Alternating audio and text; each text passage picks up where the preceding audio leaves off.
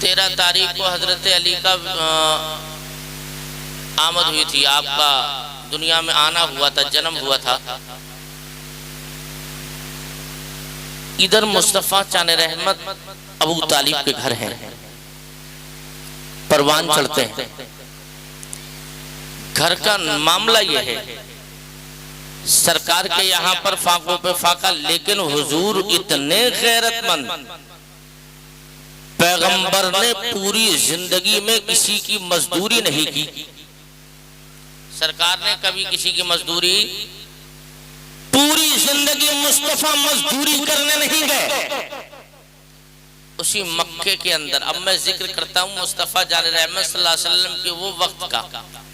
کہ جس وقت میں اکثر ہمارے جوانوں سے خطاؤں پہ خطائیں ہوتی ہیں، لیکن میرا نبی 18 سال کی عمر سے جب آگے بڑھ رہا ہے، جناب ابو طالب مصطفیٰ چاند رحمت صلی اللہ علیہ وسلم کے قریب ہیں، ارشاد فرماتے ہیں بیٹے محمد اس وقت میں اب تم جوان ہو گئے ہو۔ ہاں چچا۔ کہا کہ کسی کاروبار کر لیجئے گا۔ کہا کیا؟ لیکن کہا چچا آج تک تمہارے بھتیجے نے کسی کی مزدوری نہیں کی ہے، اس کے باوجود اب یہ غیرت کہاں گوارا کرے گی کہ میں کسی کی مزدوری کے لیے تشریف لے جاؤں۔ اتنے میں مکے کے اندر ایک بہت بڑی مالدار عورت رہتی ہے، جس عورت کو پوری دنیا جو ہے ملکہ عرب جناب خدیجہ کا نام دیتی ہے۔ یہ وہی خدیجہ ہے جو اسلام کی پہلی ماں ہے، یہ وہی خدیجہ ہے جو ہماری اور آپ کی پہلی ماں ہے، جن کا اسلام پر بے پناہ احسان ہے۔ خود میرے آقا فرماتے ہیں اسلام پر خدیجہ کا اتنا احسان ہے کہ میں پوری زندگی اس کا احسان کا شکریہ ادا کروں تو میں اپنی خدیجہ کے احسان کا شکریہ ہرگز ادا نہیں کر سکتا۔ اب یہ وہی سیدہ خدیجہ ہے، میرے آقا کائنات صلی اللہ تعالیٰ علیہ وسلم ادھر اعلان نبوت ہے، میرے آقا کائنات صلی اللہ تعالیٰ علیہ وسلم ہے۔ 18 سال کی عمر شریف سے میرے آقا آگے بڑھ رہے ہیں اور تاریخ میں یہ مل رہی ہے، ادھر مصطفیٰ 18 سال کی عمر شریف میں تشریف لے جا رہے ہیں اور 18 سال کی عمر شریف کے بعد علی کے باپ ابو طالب کہنے لگتے ہیں بیٹے بھتیجے محمد میرا دل یہ کرتا ہے کہ اس وقت میں ضرورت اس چیز کی ہے کہ تم اب جوانی کی منزلوں پہ تم نے قدم رکھ دیا ہے اور آہستہ آہستہ تم اس منزل پر پہنچنے والے ہو جہاں پہنچنے کے لیے انسان کے دل میں ایک زمانے سے ایک مدت سے اس کے دل میں حسرت اور آرزویں جنم لیتی ہیں۔ اس لیے بیٹا اب دل چاہتا ہے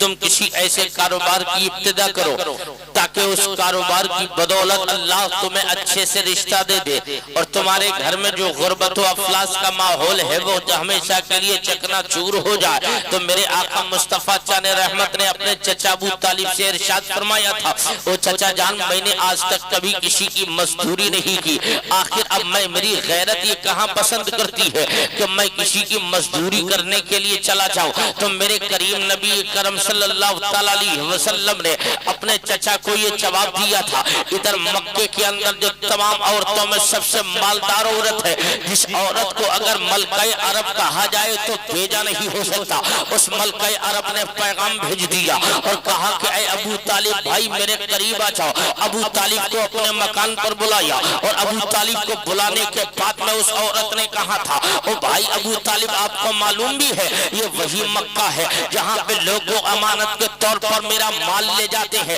لیکن میرا مال واپس نہیں کیا جاتا، اگر یہ سلسلہ چلتے رہا تو ان قریب میری تمام دولت ختم ہو جائے گی، تمام مال ختم ہو جائے گا، اس کے باوجود بھی میں کروں گی تو کیا کروں گی، تو اب مجھے ضرورت کسی ایسے ایماندار کی ہے، مجھے ضرورت کسی ایسے امانت دار کی ہے اور ایسے امانت دار کی ضرورت ہے کہ میرا مال بھی بڑھتا رہے اور اس کو بھی فائدہ ہوتا رہے۔ اور میں نے سنا ہے ابو طالب تمہارے ایک بھائی عبداللہ ہے، ان کے بیٹے محمد بھی ہے اور میں نے یہ بھی سن لیا ہے اس عبداللہ کے بیٹے محمد کی شان یہ ہے اپنے تو اپنے رہے غیر بھی امانتیں انہی کے پاس رکھ کر جاتے ہیں، وہ اتنے بڑے سچے ہیں، اتنے بڑے صداقت کے پیکر ہیں، آج تک ان سے بڑا سچا کوئی زمین پر پیدا بھی نہیں ہوا، اتنا کہاں تھا۔ تو اب میرا دل یہ کہتا ہے ابو طالب ان کو ہی نہ میرے پاس میں بھیج دو تاکہ میں ان سے عہد و پیمان کر لوں، لیکن جتنی مزدوری میں دوسروں کو دیتی ہو اتنی مزدوری انہیں نہیں دی جائے گی،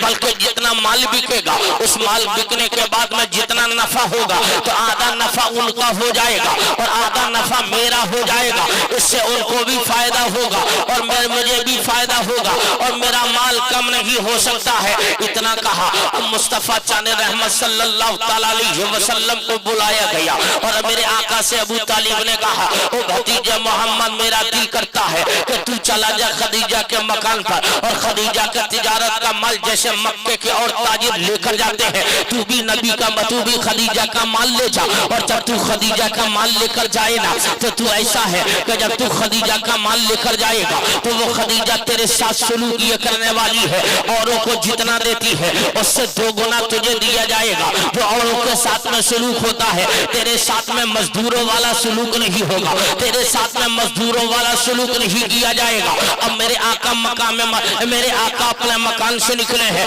जनाब खदीजा के मकान पर गए हैं और उस महल में मेरे मुस्तफा गए हैं। तो खदीजा की शान भी सुन लीजिए। आज हमारा भी मुआशरा है लेकिन अभी तक ना इस कुरान नासिल हुआ है और ना मुस्तफा ने ऐलान नबुव्वत फरमाया है, ना तो अभी कुरान की किसी आयत का नुज़ूल हुआ है। लेकिन उस वक्त में भी सैयदा खदीजा तैयबा भी है, ताहिरा भी है, आबिदा भी है, जाहिदा भी है, मुत्तकिया भी है और इतने बड़ी पर्दे की पाबंद है। अभी तो आयत हिजाब भी नासिल नहीं हुई लेकिन खदीजा उस वक्त में पर्दा कर रही है और पर्दे की पोजीशन इस सूरत पर है कि मुस्तफा चाने रहमत को इस पार रखा और सामने एक पर्दे की दीवार लगाई है और दीवार की आड़ से जनाब खदीजा है। अब ये दोनों लोग उधर बैठे, इधर मेरा नबी बैठा हुआ है। तो शान ये है, अब खदीजा से बात हो रही है, खदीजा से अहद पैमान हो रहा है, लेकिन जनाब खदीजा के दिल में एक अरमान है, खदीजा के दिल में एक आरज़ू है और वो खदीजा दिल में ये सोच रही है, मैंने सुना है मोहम्मद से अच्छा कोई जवान पूरे मक्का में ना पैदा हुआ है ना होगा, उनसे अच्छी आदत का कोई नहीं है और पूरी दुनिया में इन जैसे किरदार का कोई मालिक भी नहीं है। तो उनके दिल में ये ख्याल था। जनाब खदीजा ये बयान करती है, मैं नजर उठा के कभी तुम मुस्तफा की आंखें देखती हो तो नबी की आंखें शर्म हया से झुकी हुई नजर आ रही है, कभी मुस्तफा के लबो रुखसार देखती हो तो मुस्तफा का चेहरा झुका हुआ है और मैं इस दिल में हूँ, काश मोहम्मद एक तरफ मुझे नजर उठा के देखे तो सही। ये वही खदीजा है, वो खदीजा बयान करती है कि मुझे देखने के लिए न जाने मक्के के कितने जवानों की जवानी ताव पर लग चुकी है, मुझे देखने के लिए न जाने कितने जवानों की जिंदगी ताव पर लग गई, लेकिन मेरे चेहरे की झलक ना देखने को मिली। लेकिन ये अकेला ऐसा नौजवान है, इस जवान का चेहरा देखने के लिए खदीजा दिल से तड़प रही है। ये ऐसा नौजवान है, इसको देखने के लिए खदीजा दिल में हसरतों का समंदर लिए हुए खड़ी है। इतना कहा, अहदो पैमान हुआ और मुस्तफा चाने रहमत अपना उस अहदो पैमान के मुताबिक जनाब खदीजा ने अपने एक नौकर को दिया और उस नौकर से कहा, जिस नौकर का नाम पूरी दुनिया इस्लाम जनाब हजरत मैसरा का नाम देती है, ये वही मैसरा है जिसने मुस्तफा चाने रहमत को साथ में लिया। अब मुस्तफा तिजारत का माल लेकर जनाब सैयदा खदीजा का अब मुस्तफा मकाम मुस्तफा मुल्क शाम जा रहे हैं। अब जैसे ही मकान से निकले हैं नबी तो मैसरा से खदीजा ने कहा, वो खदीजा बोलती है, मेरे गुलाम मैसरा, मैंने तुझे इसलिए नहीं भेज रही हो कि माल में नफा कितना होगा, मैं तुझे इसलिए नहीं भेज रही हो कि तिजारत में फायदा कितना होगा, बल्कि मैं तुझे ये इसलिए भेज रही हो, तुझे मोहम्मद का उठना भी देखना है, तुझे मोहम्मद का बैठना देखना है, तुझे मोहम्मद का खाना देखना है, तुझे मोहम्मद का पीना देखना है, तुझे मोहम्मद का सोना और जागना देखना है और ये बाद में बताना है कि मोहम्मद के अंदर अच्छाइयाँ कितनी है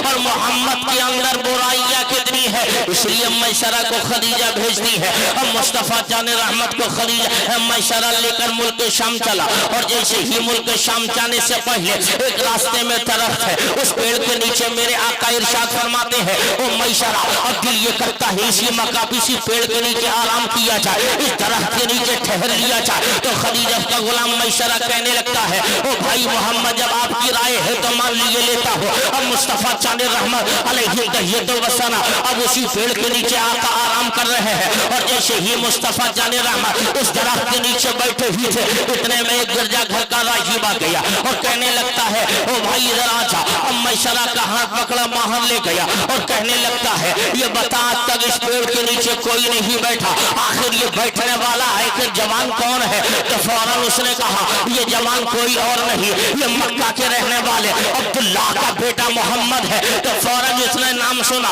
तो फौरन कहने लगा राहीम, अरे ये वही मोहम्मद तो नहीं जिसका जिक्र मैंने अपनी आसमानी किताबों में पढ़ रखा है। कहाँ कैसे पढ़ा? कहाँ कब मैंने पढ़ा था कि इस पेड़ के नीचे वही बैठेगा जिसको अल्लाह ने आखिरी नबी बनाकर जमीन पर भेजा होगा। कहा उसी का पहचान है। हम मुस्तफा चान रहमत को हाथ को पकड़ा और पकड़ने के बाद वो गिरजा घर का पुजारी आगे बढ़ा और गिरजा घर में ले जाने के लिए हम मुस्तफा के हाथ पकड़ कर ले जा रहा था। जैसे ही गिरजा घर के दरवाजे पर मेरे नबी ने अपना कदम रखा और कदम की आहट ये होती है जितने भी गिरजा घर में बुत रखे हुए हैं मुस्तफा के कदमों की आहट से तमाम बुतों के मुंह जमीन पर आकर के गिरने लगते हैं। और जब गिरते हुए देखा तो फौरन गिरजा घर का राही कहने लगा ओ मैसलाम, मुझे मालूम हो गया ये कोई और नहीं है, जिसके लिए कायनात को बनाया है वो मोहम्मद यही लग रहे हैं, जिसके लिए जमीन का बिछाया गया है ये कोई और नहीं वही तो है। अब कहने लगता है वो गिरजा घर का राही मैसला,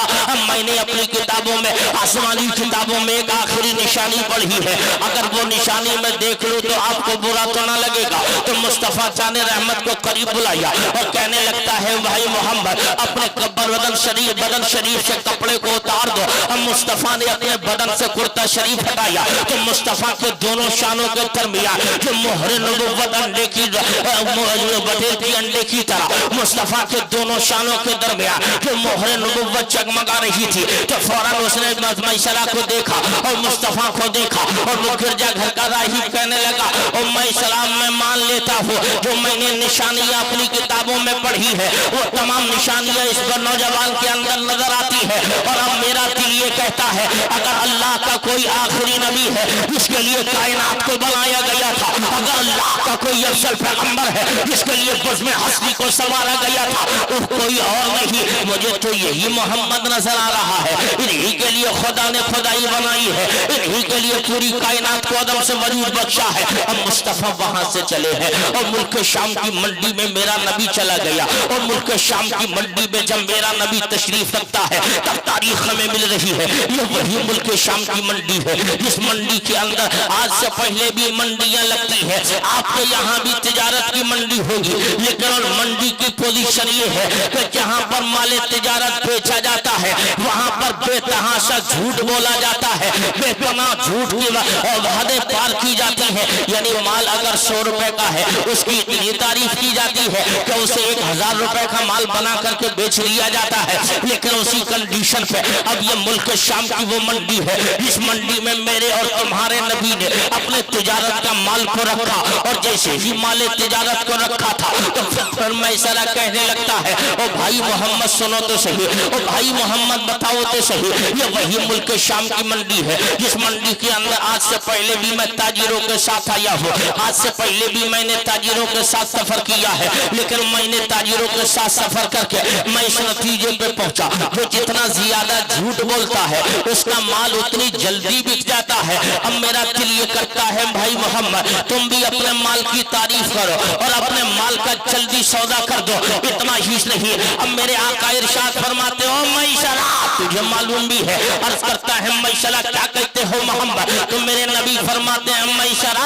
मैं इस दुनिया के अंदर झूठ बोलने के लिए नहीं आया हूँ बल्कि झूठों को सच बोलवाने के लिए आया हूँ। और मेरे आका बयान करते हैं और मैसरा का ये बयान है कि वो झूठों की मंडी में अगर कोई पहली मर्तबा सच बोला था तो वो कोई और नहीं मेरा और तुम्हारा नबी सच बोला था। अब माल बिक रहा है और माल जैसे ही बिका था अब मैसरा और नबी वापस आ रहे हैं। जिन ताजिरों का माल पहले से रखा है उनका माल नहीं बिका, मुस्तफा ने पहले बेच दिया। सौदा किया है तो सदाकत की बुनियाद पर, मुस्तफा ने सौदा किया है तो सच्चाई की बुनियाद पर, मुस्तफा ने सौदा किया है तो सच्चाई की वजह से अब मुस्तफा वापस आ गए और जैसे ही वापस आए हैं माल तिजारत खदीजा का वापस किया और जितना नफा हुआ वो भी वापस किया। तो मैसरा को खदीजा ने बुलाया जिसके लिए पूरी तमहीद मैंने बांधी है वो जुमले आ रहे हैं, आप तारीफ تاریخ اٹھائیے تو صحیح۔ اب جناب خدیجہ بیان کرتی ہے میں نے اپنے غلام میسرہ کو بلایا اور بلانے کے بعد میں نے کہا میسرہ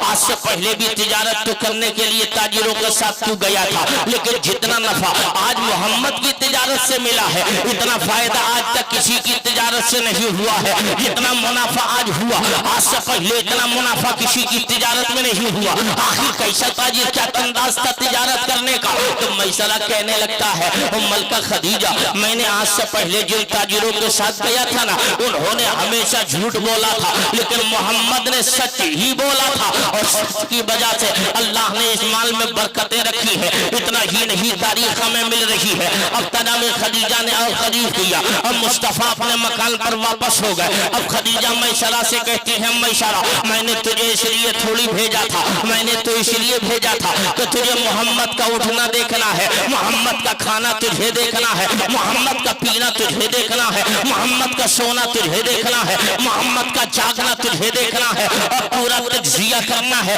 محمد کے اندر اچھائیاں کتنی ہے اور محمد کے اندر برائیاں کتنی ہے، یہ تجھے فیصلہ مجھے آ کر کے سنانا ہے۔ تو اب میسرہ کہتا ہے ملکہ خدیجہ آپ کو معلوم بھی ہے میں نے محمد کے ساتھ سفر کیا ہے تو میں نے محمد کا چلنا دیکھا ہے، میں نے محمد کا کھانا دیکھا ہے، میں نے محمد کا پینا دیکھا ہے، میں نے محمد کا سونا دیکھا ہے، میں نے محمد کا جاگنا دیکھا ہے اور میں اس نتیجے پہ پہنچ گیا خدیجہ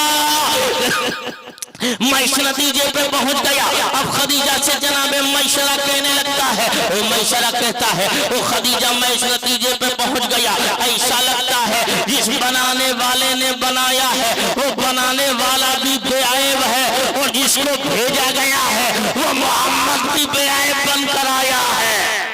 نعرہ تکبیر، نعرہ رسالت، سرکار کی آمد، دلدار کی آمد، یاسین کی آمد، طٰہٰ کی آمد، نعرہ تکبیر۔ یہ مصطفیٰ جان رحمت کی حیات طیبہ ہے۔ اب خدیجہ کہنے لگتی ہے بتاؤ بات سمجھ میں آ رہی ہے آپ کے؟ تو ذرا محبت سے بول دو بھائی سبحان اللہ، اور لحق کے بولیے آپ سبحان اللہ۔ جناب خدیجہ ہماری اور آپ کی پہلی ماں ہے، حضور کی اب شادی انہی سے ہو رہی ہے۔ خدیجہ کی عمر 40 سال اور میرا نبی 25 سال کا ہو رہا ہے۔ ہسٹری یہ ہے کہ خدیجہ 2 جگہ سے بیوہ ہو چکی ہیں، ان کے 2 شوہروں کا انتقال ہو گیا ہے، لیکن خدیجہ کے دل میں اب جیسے ہی یہ دیکھا یہ اس سے پہلے دستور یہ تھا، خدیجہ بیان کرتی ہے میں نے دل میں یہ عزم مصمم کر لیا، ارادہ بنا لیا کہ اب میں کسی کے ساتھ میں اب شادی نہیں کروں گی۔ جب 2 شوہروں کے ساتھ زندگی پوری نہ ہو سکی، دونوں شوہروں کا انتقال ہو گیا تو اب مجھے شادی نہیں کرنی ہے بلکہ اسی کے ساتھ میں اپنی زندگی پوری گزار کر چلی جاؤں گی۔ لیکن جیسے ہی مصطفیٰ کا یہ اٹھنا بیٹھنا یہ حسین کردار دیکھا تو خدیجہ کے دل میں شوق پیدا ہوا کیوں نہ اسی نوجوان کے ساتھ میں شادی کر لی جا۔ لیکن حیرت یہ ہے کہ مصطفیٰ جان رحمت 25 سال کے ہیں اور جناب سیدہ خدیجہ کی عمر شریف 40 سال کی ہو رہی ہے۔ آخر سوال یہ ہے یہ 25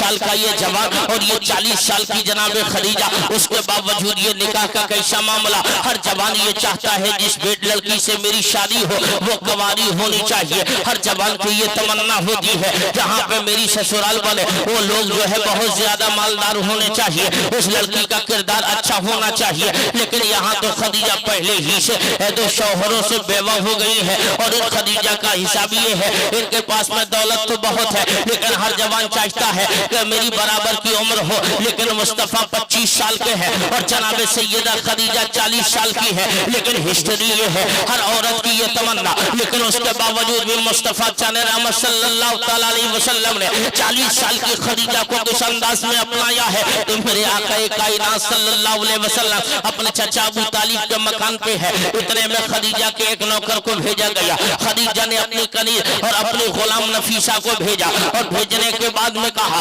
جاؤ تم محمد سے یہ پیام لے کر جاؤ اور محمد کو یہ بتا دینا کہ میری ملکہ خدیجہ، ہاں جناب خدیجہ اور میری ملکہ خدیجہ آپ سے نکاح کرنے کی تمنا رکھتی ہے ہے، آپ سے شادی کرنے کے لیے اچھک ہے، آپ کی شادی کے لیے دل میں اس کے ارمان پل رہا ہے۔ اتنا جب کہنا ہی تھا تو جناب نفیسہ گئی اور جانے کے بعد میں عرض کرتی ہے، او بھائی محمد میں یہ چاہتی ہوں کہ میں اس لیے تیرے یہاں پر آئی ہوں، میں اس لیے تیرے مکان پر آئی ہوں۔ کہا کس لیے آئی ہو؟ کہا اس لیے آئی ہو مجھے میری ملکہ خدیجہ نے بھیجا ہے۔ کہاں کیوں بھیجا ہے؟ کہاں کہ ملکہ خدیجہ کا اصول یہ ہے، اس سے پہلے وہ 2 شوہروں سے بیوہ ہو گئی ہے، انہوں نے دل میں ارادہ بنا لیا تھا اب میں کسی کے ساتھ میں شادی تو کرنے والی نہیں، لیکن اب آپ کا کردار دیکھ لیا، آپ کا اٹھنا دیکھ لیا، آپ کا بیٹھنا دیکھ لیا، آپ کا سونا دیکھ لیا، آپ کا چلنا دیکھ لیا، آپ کے سونے کی ادائیں انہیں دیکھی، آپ کی بیٹھنے کی اداؤں کو دیکھ لیا، تو اب اس خدیجہ نے یہ دل میں ارادہ کر لیا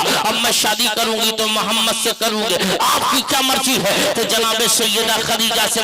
سے خدیجہ کی نوکرانی جناب نفیسہ سے میرے آقا ارشاد فرماتے ہیں، ام نفیسہ یہ مرضی میری نہیں بلکہ میں اپنے چچا ابو طالب سے پہلے مشورہ کر لے رہا ہوں، اب میں آپ سے پوچھنا چاہتا ہوں اسلام کے مقدس جوانوں، یہ کل کا بھی کوئی جوان تھا لیکن یہ ایسا جوان تھا جس کی جوانی پر پوری کائنات کے جوانوں کی جوانی نچھاور ہو جائے، یہ اتنا خوبرو جوان تھا جس کی نظیر پوری دنیا میں نہیں ملتی ہے، یہ اتنا حسین و جمیل جوان تھا جس کی پوری دنیا میں کوئی ہسٹری نہیں ملتی ہے، یہ اتنا خوبصورت جوان تھا جس کی جوانی کا کوئی جواب نہیں، وہ ایسا جوان جو اپنے چچا سے مشورے کی بات کر رہا ہے۔ تو میں نے تصور کی دنیا میں عرض کیا تھا یا رسول اللہ اب مجھے یہ بھی بتا دیا جائے آقا آپ کی تو پوری دنیا مشورے کے محتاج رہتی ہے، آپ کی مرضی کے لیے تو پوری دنیا کی مرضیاں کھاتے آپ کے بارگاہ میں دست بستہ حاصل رہتی ہے، لیکن یا رسول اللہ آپ اپنے چچا ابو طالب سے مشورہ کیوں لے رہے ہیں؟ تو ایسے لیو شاد رکھ لیجئے گا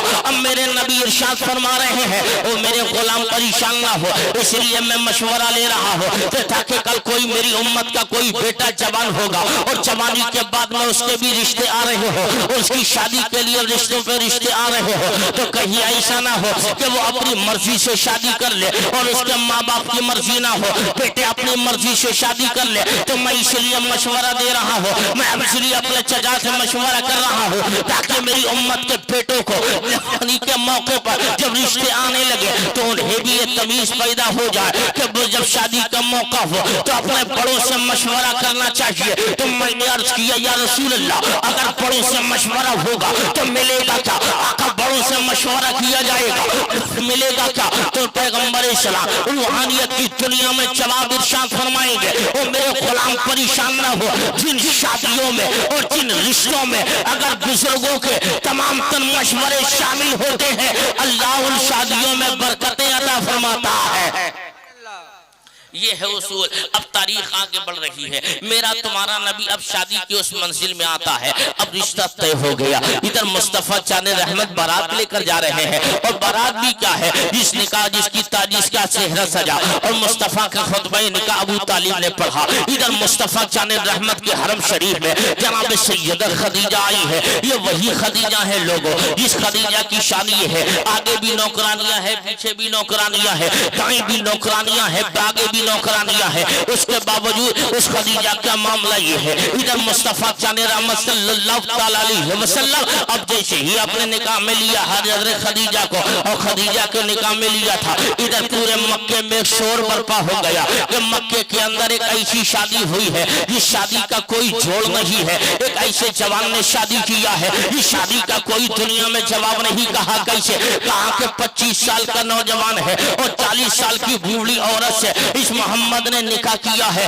لیکن اس کے باوجود پوزیشن یہ ہے ادھر خدیجہ مصطفیٰ کی نکاح میں آئی ہے۔ آج ہمارے یہاں کی بھی بیٹیاں ہیں آپ کی بھی بیٹیاں ہیں، لیکن میں آپ سے پوچھنا چاہتا ہوں او اسلام کی عزت دار ماں تم بھی سن لو، او اسلام کے عزت دار غیرت مند بیٹے تم بھی سن لو، اگر دنیا کا دستور یہ ہے اگر تو چاہتا ہے کہ تیرے بیٹے کی بہو شادی کے بعد میں تیری عزت کرے، اگر تو چاہتا ہے کہ تیری بیٹی تیرے بیٹے کی بہو شادی ہو جانے کے بعد میں تجھ سے پیار سے پیش آئے، تو چاہتا ہے کہ تیری بیوی اگر شادی کے بعد میں تیرے ماں باپ کے ساتھ حسن سلوک سے پیش آئے، تو ضرورت یہ ہے پہلے اپنے ماں باپ کے سامنے اپنی بیوی کے سامنے ماں باپ کا احترام کیا کر، اپنی بیوی کے سامنے ماں باپ کی عزت کیا کر۔ یہی مصطفیٰ ہے، جیسے ہی مصطفیٰ کے حرم میں خدیجہ آئی ہے اتنے میں دروازے پہ دستک ہوئی، کیا دیکھا کہ ایک بوڑھی عورت مصطفیٰ کے دروازے پر آئی ہے. وہ بوڑھی عورت کوئی اور نہیں ہے, یہ وہی بوڑھی عورت ہے جس بوڑھی عورت نے حضور کو بچپن میں دودھ پلایا تھا. اس دودھ پلانے والی عورت کو پوری دنیا جناب سیدہ حلیمہ سعدیہ بیان کر نام دیا جاتا ہے. یہ وہی حلیمہ سعدیہ ہے حضور کو جنہوں نے بچپن میں دودھ پلایا تھا, جس کی حضور کی بچپن میں پرورش اور کفالت کی تھی. مصطفیٰ چاند رحمت کو پاس پاس رکھا تھا. لیکن اب جناب خدیجہ کے یہاں پر اور مصطفیٰ کے یہاں پر جناب حلیمہ آئی ہے تو دل میں شوق یہ تھا, انہیں پتا چل گیا میرے بیٹے محمد کی شادی ہو گئی ہے تو چلوں نا میں اپنے بیٹے کو مبارکباد پیش کر دوں. جب میرے بیٹے کی شادی ہوئی ہے تو اس بہو کو بھی میں مبارکباد دیتے تھے. اتنا ہی نہیں, اب خدیجہ جیسے حلیمہ سعدیہ نبی کے گھر آئی ہے, دروازے پہ دستک ہوئی. آقا کائنات نے دروازے کو کھولا اور جیسے ہی دروازے کو مصطفیٰ چاند رحمت نے کھولا, کیا دیکھا ایک بوڑھی عورت آئی ہے. آقا اس بوڑھی عورت کے قریب گئے, ہاتھ کو پکڑا اور مصطفیٰ اس بوڑھی عورت کو لے کر اندر آئے ہیں. اور جیسے ہی نبی اندر لے کر آئے تھے تو دور سے دیکھ رہی ہے جناب خدیجہ, آخر یہ نبی کس عورت کو لے کر ہاتھ پکڑ کر چلے آ رہے ہیں. آقا نے اپنے کاندھے سے نورانی چادر کو اتارا اور زمین پر مصطفیٰ نے بچھایا اور اس بوڑھی عورت کو چادر پہ بٹھایا اور سرکار دو زانو اس بوڑھی عورت کے سامنے بیٹھ گئے. اور بیٹھنے کی کنڈیشن یہ ہے, آقا کائنات صلی اللہ تعالی علیہ وسلم اس بوڑھی عورت کے سامنے بیٹھے ہیں اور دو زانو میرا نبی بیٹھا ہوا ہے, اس بوڑھی عورت کو دیکھ رہا ہے اور بوڑھی عورت مصطفیٰ کو دیکھتی ہے اور بولی جا رہی ہے. آقا اس بوڑھی عورت کی گفتگو سن رہے ہیں تو کان مصطفیٰ کے بوڑھی عورت کی باتوں پر لگے ہیں اور اس کے باوجود تاریخ مل رہی ہے کہ جیسے ہی کان مصطفیٰ چاند رحمت کے اس بوڑھی عورت کی باتوں پر لگے تھے اور آپ کی نگاہ نبوت اس بوڑھی عورت کے چہرے پر لگی ہے تو اتنا ہی رہی, دیکھتے دیکھتے خدیجہ آگے بڑھ گئی اور آگے کہنے لگتی ہے یا رسول اللہ, یہ محترم عورت کون آئی ہے جس کی بنیاد پر آپ اس کے سامنے دو زانو بیٹھے ہوئے ہیں. یا رسول اللہ, یہ کون محترم عورت آئی ہے کہ جس کا اتنے پیار سے آپ چہرہ دیکھ رہے ہیں. آخر یہ کون اتنی عزت دار عورت آئی ہے جس کا اتنے پیار سے آپ چہرہ دیکھ رہے ہیں. تو میرے آقا ارشاد فرماتے ہیں خدیجہ تجھے معلوم نہیں ہے یہ کوئی عام عورت نہیں ہے, یہ وہی عورت ہے جس عورت نے کل محمد کو بچپن میں دودھ پلایا تھا. یہ وہی محترم عورت ہے جس کو تاریخ حضرت حلیمہ کہتی ہے. اتنا ہی نہیں تو جناب خدیجہ عرض کرتی ہیں یا رسول اللہ, آپ یہ تو بتا دیجئے گا پیغمبر کہ جب یہ محترم عورت ہے تو مجھے یہ بھی بتا دیا جائے آخر اتنے پیار سے آپ ان کا چہرہ کیوں دیکھ رہے ہیں. تو جناب مصطفیٰ ارشاد فرماتے ہیں او خدیجہ, میں اسی لیے دیکھ رہا ہوں اگر کوئی بیٹا, میں اپنے لیے نہیں, یہ تعلیم امت کے لیے ہو رہا ہے. کہا کیسے؟ کہا تعلیم امت کے لیے کہ میں اپنی ماں کے سامنے دو زانو اس لیے بیٹھا ہوں تاکہ کل ہو کر میری امت کے جوانوں کو اپنے ماں باپ کے سامنے بیٹھنے کا تمیز آ جائے. کیسے بیٹھنا ہے اپنے ماں باپ کے سامنے, کیسے بیٹھنا ہے. کہا اچھا. اس کے بعد خدیجہ کہنے لگتی ہے یا رسول اللہ, یہ بھی بتا دیا جائے آخر تم اس بوڑھی عورت کا چہرہ کیوں دیکھ رہے ہو. وقت میرے آقا فرماتے ہیں او خدیجہ تجھے معلوم نہیں ہے, میں اس لیے بوڑھی کا چہرہ دیکھ رہا ہوں تاکہ دنیا جان لے, تاکہ دنیا تک یہ میسج پہنچ جائے کہ اگر کوئی بیٹا اگر پیار سے اپنے ماں باپ کا چہرہ دیکھے گا تو ہر نظر کے بدلے اللہ ایک حج مقبول کا ثواب عطا فرمائے گا. نعرے تکبیر بولیے, نعرے تکبیر, نعرے رسالت, عظمت والدین. یہ ہے میرے مصطفیٰ. اب تاریخ آگے بڑھ رہی ہے. میرے آقا کائنات صلی اللہ تعالی علیہ وسلم کی زندگی کا وہ چیپٹر بھی ملاحظہ کر لو. ادھر حضور کی شادی ہوئی اور شادی کے بعد میں میرے آقا جب 40 سال کی عمر شریف میں پہنچتے ہیں اور جب 40 سال میں میرے آقا پہنچے ہیں تو تاریخ ہمیں مل رہی ہے آقا کائنات صلی اللہ تعالی علیہ وسلم نے 40 سال کی عمر شریف میں اعلان نبوت فرمایا ہے. کہاں ہیں وہ لوگ جو یہ کہتے ہیں 40 سال کے بعد نبوت نبی کو ملی ہے. تو میں آپ سے عرض کرنا چاہتا ہوں سن لیو, وہ تمہارا کوئی نبی ہوگا جس کو 40 سال کے بعد نبوت ملی ہوگی, بلکہ میرا نبی کا تو معاملہ یہ ہے ابھی حضرت آدم مٹی اور پانی کے درمیان ہے, اس سے پہلے خدا نے میرے نبی کو نبوت عطا فرما دی ہے. وہ تمہارا نبی ہوگا وہ 40 سال کے بعد نبی بنا ہوگا. میرا نبی تو پیدا ہونے سے پہلے نبی ہے, جب کائنات بنی نہ تھی تب میرے مصطفیٰ کو نبوت مل چکی ہے. اعلان نبوت 40 سال میں کر رہے ہیں اور جب اعلان نبوت کیا آہستہ آہستہ لوگ دامن اسلام میں آنے لگے اور جیسے ہی دامن اسلام میں لوگوں کے آنے کا سلسلہ چلا لیکن تاریخ میں مل رہی ہے یہ زمانہ وہ اسلام کا وہ پاکیزہ دور ہے آج تمہیں پلا پلایا اسلام مل گیا ہے اس کی بنیاد پر تمہیں اسلام کی قدر و منزلت معلوم نہیں ہے یہ وہ زمانہ ہے میرے آقا کی بارگاہ میں یار غار رسول جناب صدیق اکبر آ گئے اور عرض کرنے لگتے ہیں یا رسول اللہ اب یہ دل کرتا ہے کہ ہم کھلم کھلا اسلام کا اعلان کریں اب دل چاہتا ہے اعلان ہم اسلام کا پرچار کریں اب ہم مکان میں نہیں اب تو گلی گلیارے میں اسلام کا پیغام پہنچائیں گے اتنا ہی نہیں تو میرے آقا فرماتے ہیں وہ ابو بکر صدیق تمہیں معلوم بھی ہے ابھی حالات اچھے نہیں ہے جب سازگار ہو جائے نا تب اسلام کا پرچار کیجئے گا جب حالات اچھے ہو جائے تب اسلام کی تبلیغ کا کام کیجئے گا لیکن ابو بکر نہیں مانے اور پوزیشن یہاں تک ہو گئی ابو بکر بسیط ہو گئے تو میرے آقا نے اجازت دی اور جیسے ہی مکے کے چوراہے پر گئے ہیں تو تاریخ ملتی ہے ادھر مصطفیٰ نے اعلان نبوت کی بات ابو بکر صدیق اعلان کرتے ہیں اے لوگوں اگر کامیابی چاہتے ہو تو ایک اللہ کی پوجا کرو اے لوگوں کامیابی چاہتے ہو تو ایک خدا کی عبادت کرو اے لوگوں اگر کامیابی چاہتے ہو تو مجھے اللہ کا آخری نبی مان لو اللہ تمہیں کامیاب کر دے گا اتنا ہی نہیں جب یہ اعلان پہ اعلان ہو رہا ہے ادھر آواز ابو بکر کی نکلی ہوئی تھی فضاؤں میں کچھ چیڑتی ہوئی کفار کے کانوں سے ابو بکر کی آواز ٹکرائی تو کیا دیکھا عتبہ شیبہ کی کمپنی کے لوگ آ گئے ابو بکر صدیق کو گھیرے میں لیا اور گھیرے میں لینے کے بعد میں زارو قطار پٹائی شروع کر دی اتنا مارا گیا ابو بکر کو کہ ابو بکر کا سر زخمی ہو گیا ابو بکر کا چہرہ زخمی ہو گیا ابو بکر کی پیٹھ زخمی ہو گئے پورے بدن سے خون کے پھوارے جاری ہیں ابو بکر بے ہوش ہو کر زمین پہ گر گئے اور بے ہوشی کے بعد جیسے ہی زمین پہ گرے تھے نا تاریخ میں مل رہی ہے آپ عصر کے وقت تک بے ہوش پڑے رہے آپ کے قبیلے کا ایک سردار نکل کے جا رہا تھا اس سردار نے جیسے ہی ابو بکر کو دیکھا اور دیکھنے کے بعد پہچان لیا اور پہچاننا ہی تھا کیا دیکھا کہ فوراً اپنے قبیلے والوں کو بلایا اور بلانے کے بعد میں کہا اے لوگوں ابو بکر کو اتنا مارا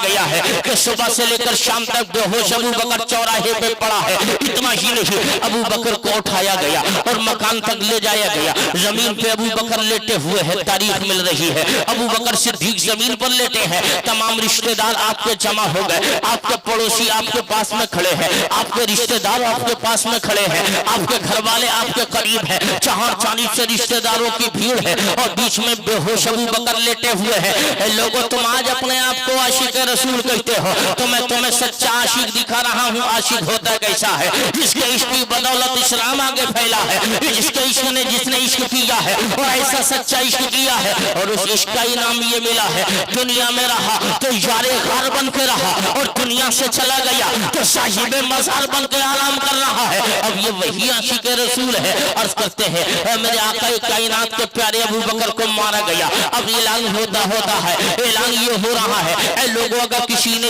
اگر اس پوزیشن میں ابو بکر کا انتقال ہو جاتا ہے تو ہم خون کا بدلہ خون سے لیں گے اور ہم اتنا ماریں گے کہ ابو بکر کی ایک جان کے بدلے ہم ان کی بھی جان لے لیں گے لیکن اتنا ہی نہیں تمام رشتہ داروں کی زبان پر یہی ایک جملہ ہے اب ابو بکر بچنے والا نہیں ہے ابو بکر کا انتقال ہو کر ہی رہے گا ابو بکر اب دنیا سے کوچ کر جائے گا ابو بکر زندگی اور موت کے بیچ میں ہے اس وقت میں کسی ڈاکٹر کا کوئی انتظام نہ تھا اس وقت میں کوئی طبیب کا انتظام نہ تھا صبح سے شام تک جس کے خون نکلا ہو اسے ہوش نہیں ہو اس وقت میں یہ پوزیشن ہو تمام لوگوں کی زبانوں پر یہ ہے اتنے میں آپ کی ماں آپ کے سرہانے کھڑی ہو گئی اور کہنے لگتی ہیں میرے بیٹے آنکھیں کھول تو صحیح میرے لال آنکھیں کھول تو صحیح اور آنکھیں کھول کر اپنی ماں کا چہرہ تو دیکھ لے اپنی ماں کو ایک مرتبہ ماں کہہ کر آواز تو دے لے اتنا ہی نہیں ابو بکر کی ماں یہ جملے دوہرا ہی رہی تھی لیکن ابو بکر نے آنکھیں نہیں کھولی بے ہوش پڑے ہیں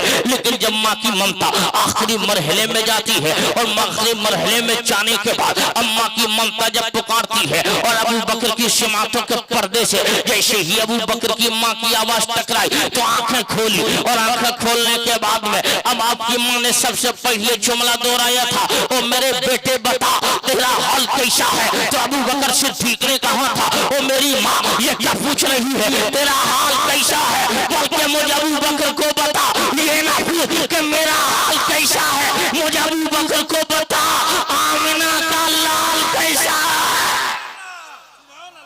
مجھے یہ بتا دے میں کیسا ہوں یہ نہ پوچھ، یہ بتا میرا نبی کس پوزیشن میں ہے۔ اے لوگوں اگر خیال آ رہا ہے زندگی اور موت کے بیچ میں بھی اگر کوئی ہے، آنکھیں کھلتی ہے تو اپنے باپ کا خیال نہیں آیا، آنکھیں کھلی ہے تو اپنی ماں کا خیال نہیں آیا، آنکھیں کھلی ہے تو اپنے بیوی بچوں کا خیال نہیں آیا۔ اگر یاد آئی ہے تو آمنہ کے لال کی یاد آئی ہے، اگر پیار یاد آیا ہے تو مصطفیٰ کو یاد کیا ہے۔ اور ابو بکر نے آنکھیں کھولی ہوئی تھی تو فوراً میرے آقا کی بارگاہ میں اب ام جمیل کے ساتھ میں لے جا کر حضور کی بارگاہ میں پیش کر دیا گیا، وہی خون کپڑوں پہ لگا ہے۔ تو میرے آقا کہنے لگتے ہیں او ابو بکر یہ بتائیے کیسا حال بنا رکھا ہے؟ ابو بکر عرض کرتے ہیں یا رسول اللہ حال تو عشق میں ایسا ہی ہوتا ہے اور عاشقوں کا حال ہمیشہ عشق میں ایسا ہی کیا جاتا ہے۔ تو میرے آقا فرماتے ہیں او ابو بکر یہ کیسا عشق میں حال بنا رکھا ہے؟ عرض کرتے ہیں یا رسول اللہ حال اس لیے عشق میں ہوا ہے کہ میں نے مکے کے چوراہے پہ ایک اللہ کی توحید کا اعلان کر دیا تھا اور ابو جہل کمپنی نے مجھے اس قدر مارا کہ میں پورا دن بے ہوش پڑا رہا۔ تو میرے آقا فرماتے ہیں اے ابو بکر تیری ناک پر چوٹ ہے ہاں، تیرے سر میں چوٹ ہے ہاں، کہاں تیرے لب و رخسار پر چوٹ ہے ہاں، کہاں تیرے پیٹ پر چوٹ ہے کہاں؟ تو کہا یا رسول اللہ پورا دن میں بے ہوش پڑا رہا۔ تو میرے آقا فرماتے ہیں اے ابو بکر جب حالات اچھے نہیں تھے تو مان لینا چاہیے تھا، آپ تبلیغ نہ کرتے اور آپ پٹتے پٹتے جا رہے ہو۔ تو میرے آقا کی بارگاہ میں یار خان عرض کرتے ہیں یا رسول اللہ میں اس لیے پیٹا جا رہا ہوں کہ میں آپ کی تعریف کر رہا ہوں اور مجھ ابو بکر کو یہ گوارا ہے کہ آپ کی تعریف کرتے کرتے ابو بکر کا دم نکل جائے، اور اگر دم نہ نکلے تو اگر ابو بکر کی آخری سانس تک اگر کوئی آپ کی شان میں گستاخی کرے اور میں پوری زندگی بھر میری زندگی کی معراج یہ ہے کہ میں جیوں تو آپ کی نام کی وجہ سے اور مروں تو آپ کے نام کی وجہ سے۔ یہ ہے مصطفیٰ کے غلام، ان کو عشق رسول کہا جاتا ہے۔ آج تم بھی عاشق ہو، تمہارے چہروں پہ داڑیاں نہیں مگر عشق رسول ہونے کا دعویٰ کرتے ہو، نماز جمعہ سے پہلے پڑھنے نہیں جاتے ہو، اس کے باوجود عشق رسول ہونے کا دعویٰ کرتے ہو۔ تمہارے پاس میں پیار و محبت نہیں، اس کے باوجود عشق رسول ہونے کا دعویٰ کرتے ہو۔ میں آپ کو بتائے دیتا ہوں سن لیو، عاشق اس چیز کا نام رہی بلکہ عاشقی یہ ہے کہ جنگل کے جانور بھی جان لے یہ مصطفیٰ کا عاشق آ رہا ہے، جنگل کے درند چرند پرند بھی جان لے یہ مصطفیٰ کا عاشق آ رہا ہے۔ اور اگر ابو بکر صدیق کے عشق کا اگر ایک قطرہ بھی ہمارے گنہگار دامنوں میں پڑ گیا تو یقیناً ہماری زندگی کی معراج ہو جائے گی۔ یہ وہی ابو بکر ہے۔ اب مصطفیٰ چاند رحمت نے اعلان نبوت کے بعد آہستہ آہستہ اسلام آگے بڑھ رہا ہے، اور اسلام اس طریقے سے آگے بڑھا کہ سرکار کائنات صلی اللہ تعالیٰ علیہ وسلم جب میرا نبی 53 سال کی عمر شریف میں تشریف لے جا رہا ہے، اور جب میرے آقا 53 سال کی عمر میں تشریف لے جاتے ہیں تو یہ وہی مکہ ہے جس مکہ کے اندر مصطفیٰ پہ بیجا ظلم کیا جا رہا ہے۔ یہ وہی مکہ ہے جس مکہ میں مصطفیٰ جان رحمت کے اوپر حالت نماز میں اونٹ کی اوجڑیاں ڈالی جا رہی ہے۔ یہ وہی مکہ ہے جس مکہ کے اندر مصطفیٰ جان رحمت پر نمازوں میں کوڑا ڈالا جا رہا ہے۔ راستے چلتے ہیں تو بوڑھی آپ اپنے مکان سے نکلتے ہیں تو بڑھیا آپ کے اوپر کوڑا ڈال رہی ہے، آپ کے لیے دشمن خندق تیار کر رہے ہیں، آپ کے راستے میں کانٹے بچھائے جا رہے ہیں، لیکن 53 سال کی عمر شریف ہوتی ہے میرے نبی کی، اور اسی 53 سال کی عمر کے دوران آپ کو آپ کو شیب ابی طالب میں مشہور بھی کیا جا رہا ہے۔ اور یہی تک نہیں، جب 53 سال کی عمر میرے نبی کی ہو گئی تو مصطفیٰ جان رحمت کو اللہ کا پیغام آ گیا وہ محبوبہ مکہ چھوڑ دو۔ اب مصطفیٰ نے مکہ کو چھوڑ دیا، اور مکہ سے جب میرا نبی ہجرت کر رہا ہے تو راتوں رات سے اپنے یار حضرت ابو بکر کو لیا اور مصطفیٰ یار غار کو لے کر چلے، حضرت علی سے فرمایا وہ علی آج کے رات بستر پر تجھے سونا ہے۔ اب مصطفیٰ 53 سال کی عمر میں مکہ چھوڑتے ہیں اور سرکار مدینے کی جانب نکلنے والے ہیں۔ اب یہ وہی گھر ہے جہاں پر دشمنوں نے یہ مشورہ کیا تھا کہ محمد کے گھیراؤ کر لو اور چہار جانب سے گھر کے دشمن لگا دو، اور گھر کو مشہور کر لیا گیا، ادھر بھی تلواریں ہو ادھر بھی تلواریں ہو، پورے گھر کے چہار جانب تلواریں ہی تلواریں ہو۔ اور اس مقام پر جناب علی سے میرے آقا نے فرمایا تھا وہ علی آج میں یہ ہجرت کی رات ہے تو تجھے ایسا کرنا ہے کہ جن لوگوں کے میرے پاس میں امانتیں رکھی ہیں وہ امانتیں ان لوگوں تک تجھے پہنچانا ہے، اور پہنچانے کے بعد تجھے پھر واپس مدینے میری بارگاہ میں تشریف لانا ہے۔ اب یہ وہی مدینہ وہی مکہ ہے اور یہ وہ بستر رسول ہے۔ اب مجھے آپ ایمانداری سے بتانا مسلمانوں، اگر تمہارے گھر کا گھیراؤ دشمن کر لے تو تمہیں رات بھر نیند نہیں آئے گی۔ اب میں نے تصور میں عرض کیا تھا मौलाए कायनात मुश्किल कुशा शेर खुदा अली मुर्तजा, आप बता दीजिएगा बिस्तर रसूल है और उस बिस्तर पे आप आराम कर रहे हैं, तो क्या उस तलवारों की झनकार में नींद आई थी? तो जनाब अली का जवाब आएगा, वो मेरे सफा जाने रहमत के गुलाम परेशान ना हो, मैं जितने प्यार से उस रात में सोया आज तक इतनी अच्छी नींद मुझे कभी नहीं आई। तो मैंने कहा था किस लिए नींद आई थी? इधर तो दुश्मनों ने तलवार से घेराव किया था, पूरे घर के चार जाने दुश्मन ही दुश्मन है और तलवारों की झनकारें हैं, तो तुझे नींद कैसे आ गई? तो अली ने जवाब दिया था इसलिए नींद आई थी कि और दिन तो मुझे ये गुमान था न जाने कब मौत मेरे आंगन में आ जाए और कब मुझे मौत अपने गले से लगा ले, लेकिन आज इसलिए सुकून से मैं इसलिए सोया हूँ। आकाए कायनात ने फरमाया था अली तुझे फिर निकलना है तो अमानत वालों को अमानतें देना है और अमानतें देकर तुझे मदीना आना है। तो मैं समझ गया क्या किसी दिन तो मर सकता हूँ, लेकिन आज की रात मुझे मौत नहीं आने वाली है। आज की रात मुझे मौत नहीं आने वाली है और किसी दिन तो मौत आ सकती है, लेकिन आज नहीं, इसलिए कि जिंदगी की जमानत किसी और ने नहीं लिया है बल्कि आमिना के लाल ने जमानत ले लिया है। और जैसे ही लिया और मेरे आका जब मक्के शरीफ से मदीना तशरीफ ले गए, और ये वही मदीना है जिस मदीने को पहले यसरिफ कहा जाता था, ये वही मदीना है जिसको पूरा जमाना यसरिफ के नाम से जानता है, ये वही मदीना है जिसको बीमारियों का घर कहा जाता है, ये वही मदीना है जिसको पूरी दुनिया यसरिफ के नाम से जानती है। लेकिन जैसे ही मुस्तफा के कदम पड़े हैं तो तारीख बनती है, ये अब यसरिफ नहीं रहा बल्कि ये मदीनतुल मुनव्वरा हो गया है, ये नूर वाला शहर हो गया, ये मुस्तफा चाने रहमत अलैहि तहियत वसरा है। अब मुस्तफा मक्के से जिले हैं और मुस्तफा मदीने शरीफ में मुस्तफा की आमद हुई। अब सरकार जब मदीने शरीफ में 10 साल की वो जिंदगी गुजारते हैं, ये पूरी दुनिया है और इस दुनिया के अंदर पैगंबर बहुत तशरीफ लाए, लेकिन 23 साल की छोटी सी मुद्दत का ये मसला है। सरकार ने 23 साल तबलीग की और उस 23 साल तबलीग का नतीजा है पूरी दुनिया के गोशे गोशे में जहां इंसान रहता है वहां पर तुझे मुसलमान नजर आने लगेगा, क्योंकि ये वही इंसान है और ये वही इस्लाम है। इस्लाम की फितरत में कुदरत ने लचकती है, जितना तुम दबाओगे उतना ही वो बढ़ता चला जाएगा। इस्लाम वो पौधा है जितना काटोगे उतना ही हरियाता चला जाएगा। ये वही इस्लाम है जो मक्के से चला और मक्के से चलने के बाद मदीना मुस्तफा के साथ में पहुंच गया और जैसे ही मदीनतुल मुनव्वरा में इस्लाम पहुंचा और मदीना शरीफ में पहुंच जाने के बाद अब ये वही मदीना है। इस मदीने में मुस्तफा चांद रहमत लोगों की तरबियत भी करते हैं और लोगों की तरबियत के साथ साथ इस्लाम के दामन में लोगों को जगहें भी दे रहे हैं। लेकिन इस्लाम के पैगंबर की जिंदगी का दूसरा नमूना भी देख लो, ये वही मदीना शरीफ है। और मेरे आका का किरदार तो देखो, जरा मोहब्बत से कह दो सुभान अल्लाह। ये मुस्तफा की वो पाकीज़ा जिंदगी है जिस जिंदगी की दुनिया में कोई नजीर नहीं मिलती।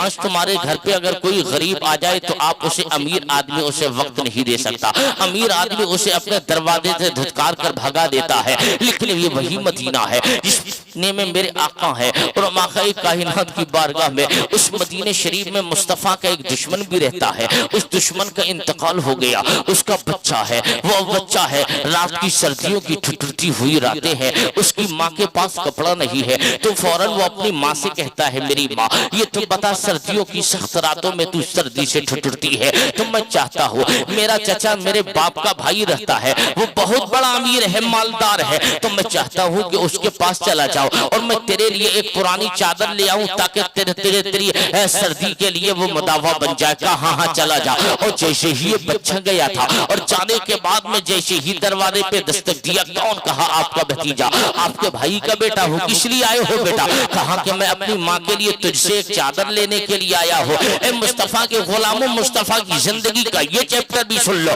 मैं इसलिए नहीं आया कि मैं इसलिए आया हूँ कि मुझे अपनी माँ के लिए तुझसे चादर लेना है। तो फौरन वो शख्स कहता है ओ भतीजे सुन तो सही, मैं मानता हूँ तू मेरे भाई का बेटा है, मैं मानता हूँ तू मेरे भाई की इकलौती संतान है, लेकिन बेटा मैं तेरी माँ के लिए कोई चादर नहीं दे सकता, भाग जा यहाँ से। अब ये बेटा रोता हुआ, आंखों में आंसुओं का سیلاب لے کر آیا اور آنے کے بعد میں اپنی ماں کی بارگاہ میں کھڑے ہو گیا اور رو کر عرض کرتا ہے ماں میں اس لیے آیا ہوں. کہاں کیا بیٹے چادر مل گئی ہے چچا کیا؟ کہاں نہیں ملی. اس نے دروازے سے دھتکار کر بھگا دیا ہے اور آنکھوں میں آنسو ہے تو فوراً ماں کہنے لگتی ہے, وہ غریبی بھرے جملے تو تھے اس ماں کے, تو فوراً کہنے لگتی ہے بیٹا مایوس مت ہو, ایک دن آئے گا کہ یہ اس دولت پہ اترانے والے کو ٹھکانے خدا لگا دے گا. تو فوراً وہ 6-7 سال کا بچہ ہی تو تھا, وہ رو کر کے کہنے لگتا ہے ماں اگر پریشان نہ ہو چچا نے نہیں دیا ہے تو کوئی غم نہیں ہے. اس مدینے کے اندر ابھی ایک ایسا دروازہ باقی ہے جس دروازے کی شان یہ ہے اپنا ہو یا پرایا ہو اسے کبھی کسی کو خالی ہاتھ واپس نہیں کیا جاتا ہے. میں اس دروازے پر چاہ رہا ہوں جس دروازے سے کوئی سائل خالی ہاتھ واپس نہیں آیا. کہاں چلے جا بیٹا؟ کیا تو محمد کی بات کرتا ہے؟ ہاں اسی محمد کی. تو ماں کہتی ہے بیٹے جا تو رہا ہے لیکن جاتے جاتے ایک نصیحت سن لے. میں نے تو یہ سنا ہے جو اس محمد کا چہرہ دیکھتا ہے تو اس کا اسلام لے لیتا ہے, اس کی بات مان لیتا ہے, اس پر ایمان لے آتا ہے. بیٹا چادر ملے نہ ملے مگر اس کی بات نہیں ماننا ہے. اب یہ بیٹا چلا مصطفیٰ چاند رحمت مسجد نبوی شریف میں ہے, دروازے پر دستک دیا, سرکار صحابہ کی جھرمٹ میں بیٹھے ہیں. کیا دیکھا؟ فوراً بچہ کہنے لگتا ہے محمد ابن عبداللہ میں آپ کی بارگاہ میں آیا ہوں. میرے آقا فرماتے کہو بیٹا کس لیے آئے ہو؟ عرض کرتا ہے وہ بچہ, کہنے لگتا ہے محمد میں تمہارا کلمہ نہیں پڑھوں گا. کہنے لگتا ہے محمد میں تمہاری بات نہیں سنوں گا. کہا کہ محمد میں تمہارا اسلام نہیں قبول کروں گا. تو میرے آقا فرماتے ہیں بیٹا بولو نا کیا کہنا چاہتے ہو. تو فوراً بچہ پہلے تو اپنی باتیں شرط لگا رہا ہے کہ میں آپ کا اسلام قبول نہیں کروں گا, میں آپ پر ایمان نہیں لاؤں گا, میں آپ کا بات نہیں مانوں گا. تو میرے آقا فرماتے ہیں کہو کس لیے آئے ہو؟ عرض کرتا ہے میں اس لیے آیا ہوں کہ میری ماں سردیوں کی سخت راتیں ہیں اور میری ماں کے پاس رات کو اوڑھنے کے لیے کوئی چادر نہیں ہے. آپ چادر دے دیجیے, اگر ایسا کر سکتے ہو تو کر لو, لیکن اسلام نہیں قبول کروں گا. اگر اس شرط پر چادر دینا ہے تو دے لو, لیکن میرے آقا کا یہ پاکیزہ کردار ہے. اسلام کیسے پھیل رہا ہے؟ آقا کائنات صلی اللہ علیہ وسلم نے اپنی نورانی کاندھوں سے چادر کو لیا اور لینے کے بعد فرمایا بیٹا لے جا چادر اپنی ماں کو اوڑھا دے. اب یہ خوشبو بھری چادر مصطفیٰ چاند رحمت کی نورانی معطر چادر لے کر یہ بچہ چلا, گھومتا جا رہا ہے. قسمت کی سکندر قسمت کا یہ ستارہ اس کا بلندی سے بلندی پر چل رہا ہے. اور جیسے ہی ماں کے پاس گیا اور جانے کے بعد میں چادر کو ماں کے اوپر ڈال دیا تو ماں کہنے لگتی ہے بیٹے کیا تو نے جس کی بارگاہ سے چادر لایا ہے کیا اسلام تو نہیں قبول کیا ہے؟ کامل ہرگز نہیں. میں نے تو پہلے کہہ دیا تھا کہ اگر آپ کو چادر دینا ہو تو دے دو مگر اسلام نہیں قبول کرنا ہے. آپ کو اگر چادر دینا ہے تو دے دو, مجھے آپ کی بات نہیں ماننی ہے. اگر چادر دینا ہے تو دے دو, میں مجھے مسلمان نہیں ہونا ہے. کہا اتنی باتیں سن لی؟ ہاں ہاں سن لی. اس کے باوجود چادر دے دی؟ ہاں دے دی. اب جیسے ہی چادر کو اس نے سونگا تو دل کی دنیا بدل گئی. اپنے بیٹے سے کہتی ہے بیٹا اب چلو نا اسی محمد کی بارگاہ میں چلے چلتے ہیں, چلو نا اس پاکیزہ محمد کی بارگاہ میں چلتے ہیں. اور جیسے نبی کی بارگاہ میں لے جایا گیا تو جیسے ہی دروازے مسجد نبوی کے دروازے پر پہنچی ہے وہ عورت اور ادھر مصطفیٰ باہر تشریف لا رہے ہیں تو فوراً بیٹے کو ماں نے دیکھا اور ماں نے بیٹے کو دیکھا اور مصطفیٰ کا چہرہ دیکھا تو بیٹے کو مخاطب کر کے کہنے لگتی ہے بیٹے سن لے, میں اس لیے اسلام دھرم قبول کر رہی ہوں کہ جو محمد دنیا کے اندر سردی سے بچا رہا ہے وہ محمد مرنے کے بعد جہنم سے بچاتا نظر آئے گا. یہ کردار تو پڑھو نبی کا. تم نے دوسروں کی مدد کرنا بند کر دیا ہے, اور اگر کسی غریب کی مدد بھی ہوتی ہے جی تو پہلے اس کی فوٹوگرافی ہوتی ہے کہ دیکھو ہم فلاں آدمی فلاں غریب کی مدد کر رہا ہے, ہم فلاں غریب کی مدد کر رہے ہیں. میں کہتا ہوں غربت کا مذاق مت اڑا. اگر تجھے مدد ہی کرنی ہے تو میں نے تو یہ پڑھا ہے, تیرے نبی کا کردار تو یہ